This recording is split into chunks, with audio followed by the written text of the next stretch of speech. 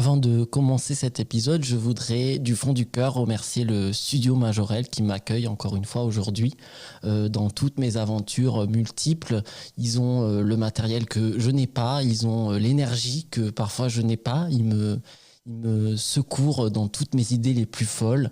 C'est un lieu agréable où je me sens bien et qui pratique des prix qui sont très raisonnables, très humains, j'ai envie de dire. Donc si vous voulez en savoir plus, c'est sur studiomajorel.fr. Je vous invite à y aller et ils répondront à toutes vos questions. Bouche à bouche. Ta bouche, leur bouche, sa bouche, ma bouche, ses bouches, des bouches, bouche à bouche. Un podcast de rencontres artistiques. Bonjour Naïla. Allô, ça va? Oui, ça va et toi? Merci. Bon, écoute, on va commencer tout de suite avant de parler de ce que tu fais et qui tu es, par la définition d'un mot. Alors, pas la définition du dictionnaire, hein, ta définition à toi. Ta définition à toi du mot lumineux. Lumineux. Je dirais quelque chose avec une grande énergie. Non, je vois ça. L'énergie. Je vois pas l'énergie, mais je veux dire, c'est comme ça que je vois le mot. Quelque chose avec une énergie, je sais pas, qui se dégage, ça peut inclure la chaleur aussi, je dirais. Je sais pas. Est-ce que tu te sens lumineuse aujourd'hui? Ou dans la vie? Ouais, je pense que ça va. Plutôt lumineuse. Bon, c'est super. C'est une belle définition sensible du mot lumineux. On aime ça. Et du coup, Naïla, tu as un pseudonyme, comme on dirait, qui est la grosse qui fait des vidéos.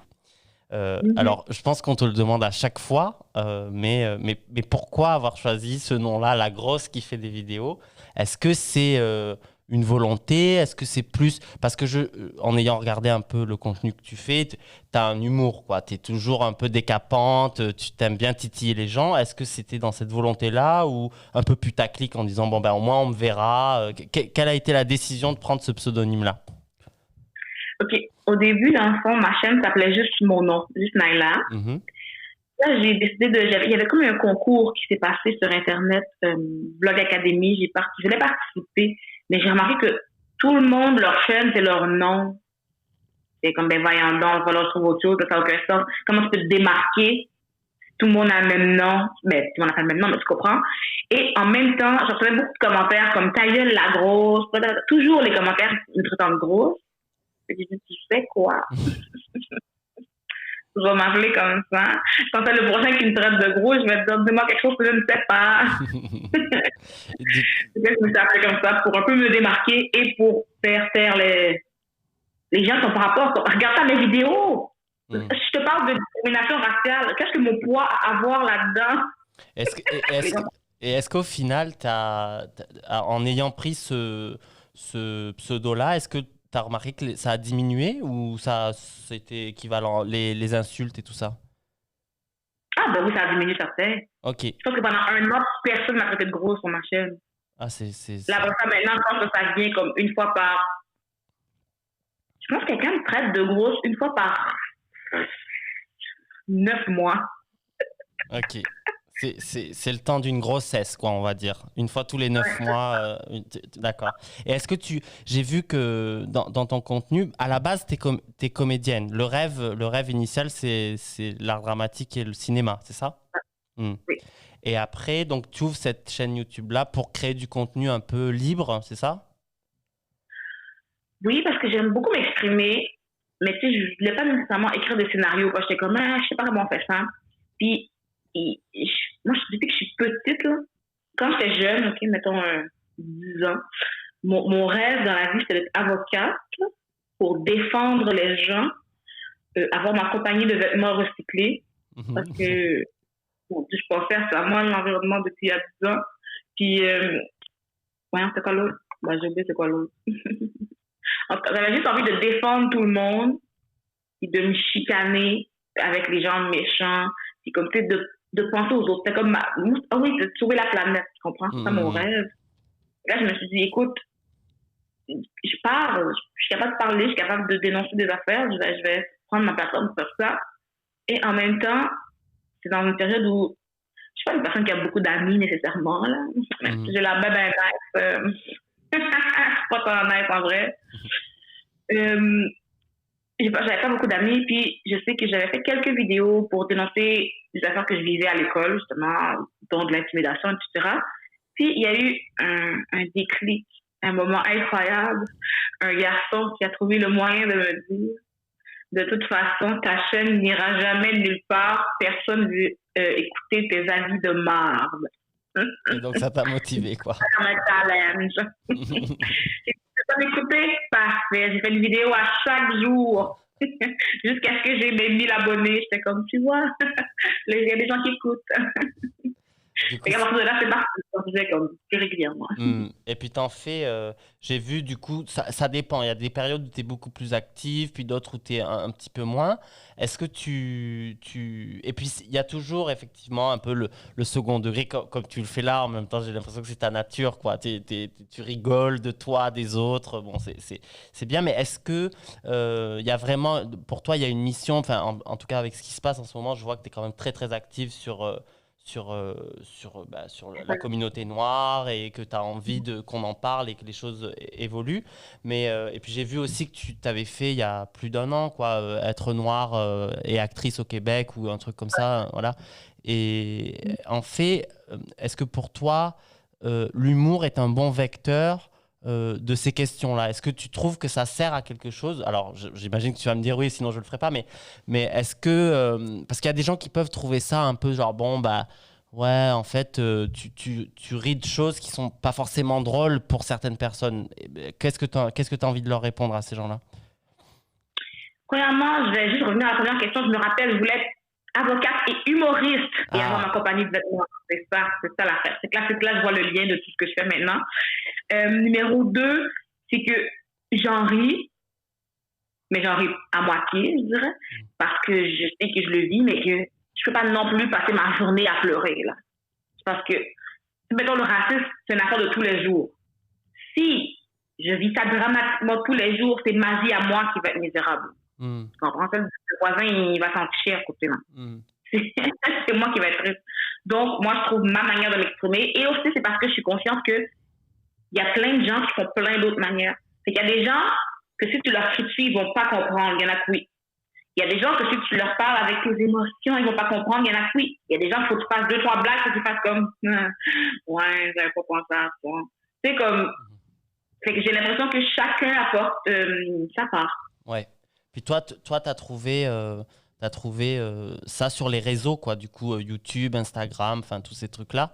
Et est-ce que déjà ta communauté, elle est grandissante? Je crois que tu as presque 8000, non? Ou un truc comme ça, j'ai pas regardé. Ouais, c'est quand même grandissant. Oui, ça grandit lentement, je dirais, parce que, tu sais, je parle pas de maquillage. Puis comme, tu sais, mettons, ou sinon, si j'avais juste un sujet, comme juste une cause, je pense que ça me rendirait plus. Exemple, je parle juste de Black Lives Matter. Je sais que tous les gens qui sont pour Black Lives Matter vont venir. Mais là, je parle aussi de véganisme. C'est qu'il y a des gens, là, sont prêts à entendre Black Lives Matter, mais ils sont pas en train d'entendre Cochon Life Matter, mettons. Tu comprends? C'est que là, j'en perds. Là, maintenant, je dis, hey, je parle de féminisme. Il y a plein de gens qui sont pour le véganisme. Ils sont pour le Black Lives Matter, mais ils sont pas pour le féminisme. C'est fait comme je parle de plein de choses, je crois pas que tout le monde est prêt à faire tous les changements en même temps. Et donc, du coup, est-ce que des fois, tu te dis stratégiquement, alors là, on va parler c'est un peu triste, mais est-ce que tu dis stratégiquement, est-ce qu'il faudrait pas que tu te concentres sur un truc pour effectivement avoir ta communauté? Est-ce que, en fait, la question derrière ça, on s'en fout de la stratégie, mais c'est est-ce que, en définitive, tu as envie d'en vivre de ces réseaux-là et de vraiment avoir du contenu et de gagner ta vie via ça, ou est-ce que non, t'as pas envie, tu le fais comme passe-temps, plaisir, et si ça sert à quelque chose, tant mieux, mais tu veux faire autre chose? Si ça servait à quelque chose, tant mieux. Mais en même temps, c'est que souvent, pour vivre de ça, il faut que tu aies des sponsors et tout. Oui. La question de qu'est-ce que je peux vendre en dénonçant le racisme. T'sais. Comme quelle compagnie a quelque chose à gagner? Mettons vite de même, là. Comme moi, je sais pas quel produit je peux vendre. Ouais, c'est compliqué. Black Lives Matter, mais comme... Donc tu penses que tu t'en vivras pas, t'auras pas de sponsor, non? Ben, je veux dire, maintenant, peut-être qu'il y a des gens qui vont dire, OK, mais pour aider C'est la intér- cause, on peut se sponsoriser. Tu sais, Hmm. oui, tranquillement, j'ai l'impression. Mais je ne pense pas que c'est grâce à mon sujet, Hmm. nécessairement. C'est D'accord. quelqu'un, un chef d'entreprise qui a une grandeur d'âme, je sais pas quoi. Parce que le pire, c'est que mes abonnés, tu sais, ils respectent quand même mon opinion, justement parce que je suis pas en train de leur vendre des affaires à toutes les 3 Bah minutes. oui. En comprends? Donc, quand je vais vraiment acheter quelque chose, puis j'aime vraiment quelque chose, ça peut vraiment marcher. Hmm. Donc, un annonceur pourrait essayer jusqu'en même temps. Moi, je vais pas en parler tous les jours de ton affaire. Hein. Comme, si ça vient pas de ma conversation, je vais pas en parler. Si ça donne que je décide, je fais une vidéo, puis en même temps, je sors le chandail, puis je suis comme, ah, ben oui, en même temps, j'ai le chandail là, mais sinon, je vais pas comme aller volontairement mettre le chandail pour faire la vidéo. Là. Oui, C'est vraiment zéro. t'en as pas envie. Non. Et est-ce que tu as des envies, comme tu disais, le rêve du coup d'être humoriste, bon bah là tu le vis un peu en ayant l'activisme et l'humorisme, donc tu le fais, mais est-ce que plus largement pour vivre, est-ce que tu as envie de faire des projets de comédienne et ça, puisque tu as fait cette vidéo-là où tu dis allô, pensez à nous, enfin on n'est pas que des troisièmes rôles, on peut aussi avoir un rôle principal et pas être des folles, tu vois. Du coup, est-ce que tu as des projets qui arrivent? Comment ça se passe? Là, j'ai tourné pour un long métrage au printemps. Il devrait sortir bientôt. C'était un premier rôle, mais comme pas longtemps. L'affaire, c'est que c'est vraiment niaiseux parce que juste avant Georges, tu sais, Georges s'est fait assassiner le 25. Et moi, le 25, la même journée avant que je vois tout ça, j'écrivais à mes parents, laisse faire, je veux plus être actrice, je me suis inscrite en marketing. Ah, Comme, tu vois, parce que je voulais ouvrir mon épicerie zéro déchet. d'accord. Mais en fait, je vais aller en marketing pour ça. Et là, le lendemain, tout explose. Et je suis comme, qu'est-ce qui se passe? Je viens juste de canceller le projet. Qu'est-ce qui se passe? Fait que, moi, je dis à mes parents, comme, si on m'appelle, je vais aller à l'audition. Là. C'est juste que j'ai pu mettre toute mon énergie mentale dans ça. Ils font bien ce qu'ils veulent, puis ce qu'ils veulent. Dans le fond, mettons que j'ai mon épicerie, etc. Moi, c'est zéro déchet que je veux, puis je veux militer à travers mon épicerie, ramasser de l'argent pour des causes, etc.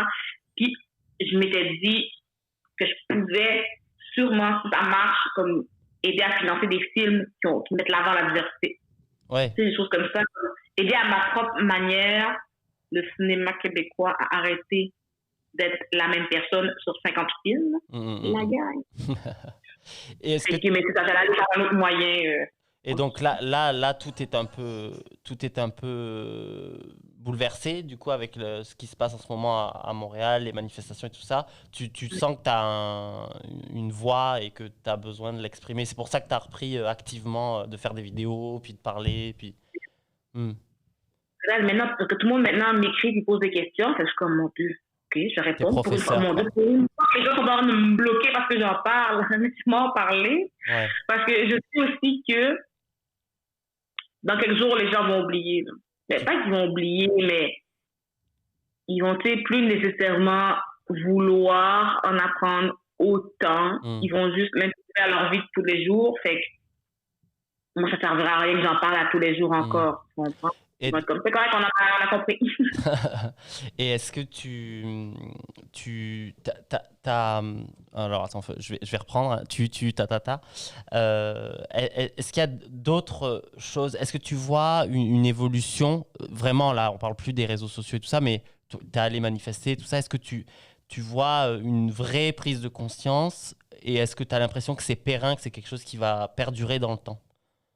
Parce que là, tu dis que les gens vont oublier, mais c'est pas que j'ai l'impression qu'ils vont oublier. J'ai l'impression que ça va toujours rester, mais j'ai l'impression dans leur tête et dans leur cœur, mais j'ai l'impression que faire les actions qui vont avec va peut-être moins durer. Parce que j'ai l'impression que tout le monde va faire comme une action puis dire « Ah, mais j'ai fait mon action. Et toi, il y en a qui font « Ah, j'ai mon post, maintenant je peux revenir à mettre des bikinis. » Comment le racisme est arrivé avec ton post, là, tu comprends? Il y a des gens qui sont, je t'allais manifester, fait que maintenant, je suis correct. Et je vois des gens dans mes amis Facebook qui sont comme, OK, là, maintenant, c'est des profs. Ils ont été dans des librairies, acheter des livres diversifiés, justement, pour ça. Je suis comme, mais ça, tu vois, c'est quelque chose qui va durer parce que les livres sont là, maintenant. Comme ils vont pas les jeter demain matin. Bien sûr. Il y a des amis qui sont chefs d'entreprise, qui ont fait comme, OK, mais à partir de maintenant, les gens que j'engage, je vais faire attention à ça. Comme je vais faire l'inverse. En ce moment, c'est comme quand tu es blanc, tu as 60% plus de chances d'avoir le poste que le reste. Mais ils vont comme faire l'inverse pour que leur compagnie représente la société pour vrai. Et j'ai fait un post là-dessus tantôt, c'est pas juste mettons qu'au Québec, on est 4% de Noirs, mais on est 30% à Montréal. Arrangeons pour accommoder le 30%, parce que sinon, ça veut dire que toutes les femmes de Montréal doivent aller au Lac-Saint-Jean pour trouver une job, ça n'a aucun sens. C'est comme, vas-y avec, oui, le Québec, c'est une affaire, mais vas-y avec ta région, parce que sinon, on peut aller voir dans le monde où il y a beaucoup plus de Noirs que 4%. Donc, il faudrait que tu engages 50-50, ça allait peut-être moins trouver ça drôle, monsieur, madame, qui va m'engager le moins possible. et du coup, est-ce qu'il y a donc tu dis il y a des actions qui ont été faites, tu vois, par tes amis, tout ça, et quel est le conseil, enfin si c'est pas forcément à toi de donner des conseils, mais qu'est-ce que toi dans ta vie t'aimerais ne plus voir ou au contraire encourager?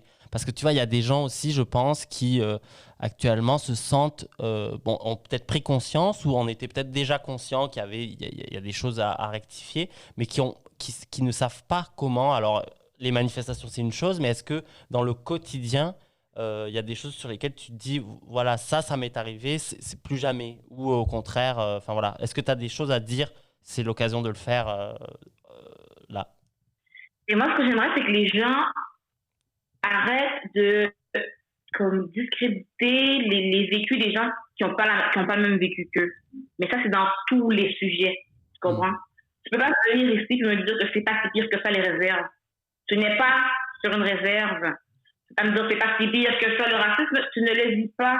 Tu peux pas me dire, oh, mais là, telle affaire, c'est pas de la grossophobie. Tu le sais pas. Comme dans tous les sujets, j'aimerais ça que les gens aient plus d'empathie. Parce que si quelqu'un prend la peine de te dire que la personne vit l'injustice, ça prend déjà beaucoup de ta personne, beaucoup de courage, parce que tu vas te placer en position faible. Hein. Tu vas volontairement te mettre comme salut. Pas je fais pitié, mais c'est salut, j'ai ce problème-là. Pas tout le monde peut avouer ses problèmes, des choses comme ça. Fait que juste avoir plus d'empathie, ça pourrait aider, je pense, la société au complet. Arrêter de blâmer les victimes. Avoir de la bienveillance, quoi. Ouais.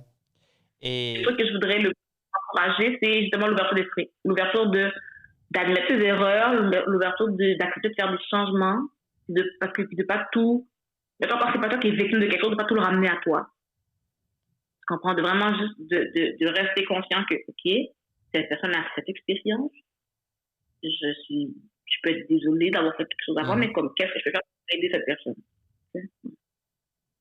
Et ça, est-ce que, par exemple, dans le milieu du cinéma québécois, tu as fait 1 an que tu as fait cette vidéo-là. Là, il se passe vraiment une prise de conscience violente au point... aussi violente, j'ai l'impression, que la vidéo qu'on a pu voir, tu vois. Donc, c'est horrible, mais en même temps, ça a été un vrai électrochoc. Est-ce que déjà, avant même cet événement-là, tu remarques une évolution de représentation? Donc, tu vois, on a parlé de 30 vies un petit peu avant. Et 30 vies, bon, il y avait une volonté de mettre à l'image des minorités visibles dans une série de grande écoute sur Radio-Canada. Ça date quand même un petit peu de temps, mais est-ce que tu vois une évolution dans ce milieu-là? Est-ce que tu as l'impression que c'est sur le bon chemin ou encore trop peu? J'ai l'impression que quand les gens font cet effort, c'est pas avec les meilleures intentions. D'accord. Tu comprends? J'ai l'impression que c'est pour avoir la subvention de diversité. J'ai l'impression que... Parce que quand tu veux vraiment mettre des diversités à l'écran, nécessairement, tu ne vas pas tous les mettre comme des clichés. Parce qu'on a tous des vies. Fait que si t'en mets 8, les 8, c'est des clichés. Ça va pas. Pas sûr que ça a vraiment notre intérêt à cœur. C'est plus ça, parce qu'on a des vies normales, la gueule. Bah oui. C'est qu'on n'a pas la même vie, tu comprends? Une Haïtienne qui est née en Haïti, qui est venue à Montréal à 12 ans, une Haïtienne qui est venue ici à 25 ans, une qui est née ici de ses parents qui sont venus il y a 2 ans, ou une qui est née ici de ses parents qui sont venus ça fait 50 ans, comme... Oui. Une qui est à Laval, une qui vit au Saguenay, comme c'est vraiment... On n'a tous pas la même vie. Alors juste le fait de toujours nous mettre dans la même gang. Je sais pas si c'est vraiment parce qu'ils veulent nous mettre ou non. Ou c'est pas. Ça peut être par méconnaissance, quoi. Tu vois? C'est oui. Méconnaissance. Ça, c'est partie du problème dans le sens où pourquoi ton équipe de scénaristes, il n'y en a pas de diversité? On te le dirait. Tu sais. Dans tes producteurs, il n'y en a pas. On te le dirait. Dans ton équipe technique, il n'y en a pas. Tu vois, si ton but est vraiment d'encourager la communauté, on serait dans toutes les étapes. Oui, je suis assez d'accord.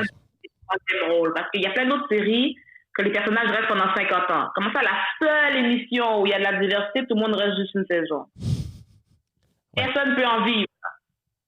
On est juste parti de ça, mais personne ne peut vivre de ça. Mais il y a des autres séries qui durent 25 ans.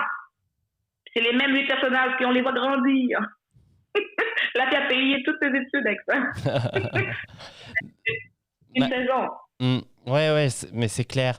Mais en fait, je pense, tu vois, en France, je t'enverrai si tu veux des trucs, mais il y a des gens qui ont écrit des choses comme « Noir n'est pas mon métier », puis on a eu des prises de parole, notamment au César et tout ça, qui sont des récompenses un peu comme les Gémeaux, tu vois, au Québec, et qui disaient, en fait, c'est pas normal, en fait, que je puisse compter les Noirs, et c'est bien, effectivement, il y a plus de Noirs, mais on n'est pas Noir, en fait. Enfin, moi, quand on m'engage, j'ai pas envie qu'on m'engage parce que je suis Noir. J'ai envie qu'on m'engage parce que je suis une femme active, parce que je peux jouer une droguée comme une avocate, et qu'on ne soit pas cantonné comme si voilà, un acteur qui dans la vie est gay ferait que des rôles de gay ou qui est noir, donc elle va faire que des choses de banlieue et de ghetto. Enfin, tu vois, c'est des choses un peu absurdes, quoi. C'est ça. Et donc, du coup, toi, tu es parti sur le zéro déchet et c'est vraiment un projet, tu vas le monter, quoi? Ou qu'est-ce qu'il en est maintenant?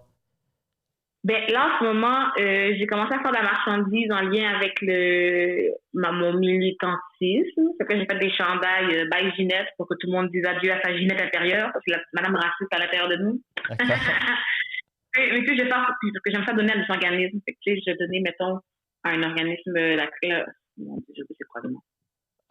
La clinique juridique. Ah, ok, non. De Saint-Michel. Et là, maintenant, j'ai commencé à faire d'autres petits chandails comme ça, avec des petites phrases militantes ou des chandails juste simples, mais pour donner à des organismes. J'ai pensé, j'en ai un que je vais faire une phrase en inuktitut pour justement aider à donner de l'argent à la communauté inuit. Parce que c'est ça que j'aime dans la vie. Et en ayant commencé comme ça, je pense que mon but, c'est de le prolonger à devenir une épicerie. Ça va être comme un Walmart. Je commence avec des vêtements, ensuite je mets de la nourriture. D'accord. Donc, c'est le projet, quoi. Ouais. Et l'artiste... crème aussi pour le corps et tout. Fait que je vais les mettre là-dedans. C'est vrai. Pour les vendre. Bah, c'est très bien. Et du coup, l'artistique, qu'est-ce que tu vas continuer les vidéos, être un peu youtubeuse, instagrammeuse, à nous faire rire et tout ça, et tu vas développer ce projet-là en parallèle, c'est ça le projet? Ouais, mais c'est sûr que je vais... Tu sais, l'Instagram, YouTube, j'avais vraiment pris la décision de plus me concentrer là-dessus. Donc, tu sais, je vais faire des vidéos. Mais quand on aura envie. Un rapport, c'est souvent quand je vois quelque chose, quand je vois un commentaire, là, ça me fait réagir, puis je suis comme, oh mon Dieu, je vais en parler, ça n'a aucun sens. Fait que je vais sûrement continuer cette lancée-là, mais vraiment aller à l'école en marketing, puis essayer de me concentrer sur mon épicerie pour aider différemment. Parce que là, je peux aider avec ma voix, mais là, je pourrais aider financièrement aussi. Puis je pourrais aussi en même temps sensibiliser des gens qui ne sont pas intéressés à sensibiliser des gens. Parce que, mettons, mon épicerie, je la fais, si c'est moins cher qu'à côté. Les gens vont venir pareil. Ils ne vont pas venir juste parce que je suis noire, parce que c'est moins cher. Fait que tu vas être obligé de venir, mon coco. Fait que, en même temps, avec ça, les gens qui vont venir, j'ai comme un meilleur pouvoir d'achat. Fait que là, je pourrais plus comme aller pousser pour dire, écoute, maintenant, on a tant d'argent à donner à telle fondation pour aider. Mettons, il y a un parti politique, je sais pas, qui est vraiment contre ça, la discrimination. Il prévoit des lois pour enlever le racisme, pour éliminer ou réduire, je sais pas, le racisme systémique, ben, c'est de pousser eux. Tu sais, comme... Bien sûr. Oui, en fait, finalement, tu fais une épicerie sociale, zéro déchet. C'est un peu c'est ton projet, quoi. Bah écoute, je te souhaite grande réussite avec ce projet-là. Et tu sais, toujours avant de finir l'entretien, je laisse un moment libre à la personne pour parler de ce qu'elle veut ou pour danser, chanter. Voilà, t'es libre, c'est ton moment. Donc, est-ce que tu as pensé, pardon, excuse-moi, est-ce que tu as pensé à quelque chose ou pas? Ben, j'ai réfléchi, mais je sais pas trop qu'est-ce que je veux dire. Je suis plate, hein? Ah bah non, bah Alors, t'as le droit de faire une minute de silence, par exemple, tu vois. Enfin, je peux dire aux gens, oh non, j'ai besoin de 9 ans mon site web. Bah oui, vas-y, voilà. Alors, si jamais vous voulez encourager mes petits projets de sauver la planète, est-ce qu'on envoie mon site internet? C'est www.lagrossequifaitdesvideos.com. Très bien. Ça va sûrement changer un peu, parce que là, je savais pas quoi mettre. De toute façon, je mettrai en lien en dessous de la vidéo, je le mettrai forcément.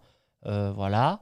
Puis, on peut te suivre aussi sur les réseaux, Instagram, tu as une chaîne YouTube. Voilà. C'était le petit instant promo. Tu l'as utilisé comme ça. On a parlé de beaucoup de choses plus profondes avant, donc il n'y a pas de souci. Et pour terminer cette fois-ci, c'est le fameux mot. Et je vais te demander en un mot, tu dis le premier qui vient, on s'en fout, quoi. Il n'y a pas de bonne réponse. En un mot qui te donne de l'espoir. Un mot. Tolérance. Tolérance. Eh bien, écoute, j'espère que cette entrevue aura permis à certains de gagner en tolérance. Et je te dis à très bientôt. Merci d'avoir accepté mon invitation. Merci de m'avoir invité. À très vite.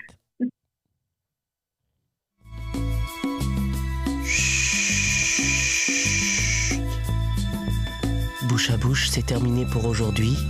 Mais promis, on réouvre très vite nos bouches. Et bon.